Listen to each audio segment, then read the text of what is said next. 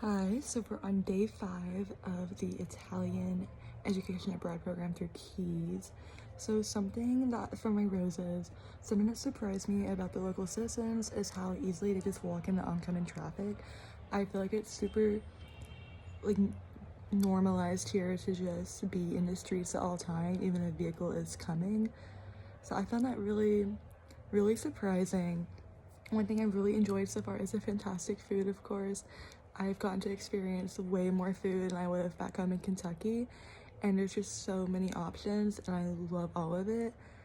And my favorite moment, though, was seeing the statue of David. I was so overwhelmed with just the beauty of it and getting to see it for the first time. I never really cared much for it, but when I got to see it, I just stared at it for like a good 15 minutes. It was amazing. Got photo with it, loved it.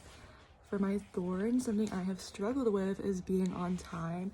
I'm definitely not a morning person, and when you're in Italy, especially Florence or Rome, like you have to get there early if you want to experience like everything and not be rushed or overcrowded.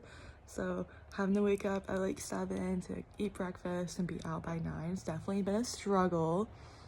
Now, one thing that I'm nervous about is the flight home. I just really don't want to be stranded on a plane for hours at a time again. Like, that is absolutely, like, I could not sleep on the last flight. So the fact that I have to do that again is not exciting whatsoever.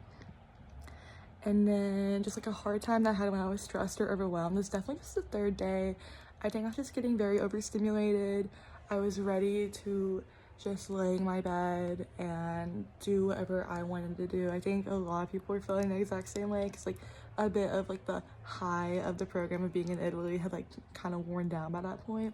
But you know, we got through it, we had fun, we made amends. And then something I'm looking forward to doing is, now that we are in Rome, I'm looking forward to seeing the Colosseum. I absolutely admire it. It's one of my personal 7 wonders, I feel like.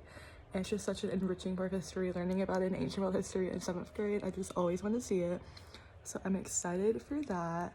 And like for my expectations, I knew coming into study abroad, obviously academics were important, but I guess I never really like considered how important they truly were.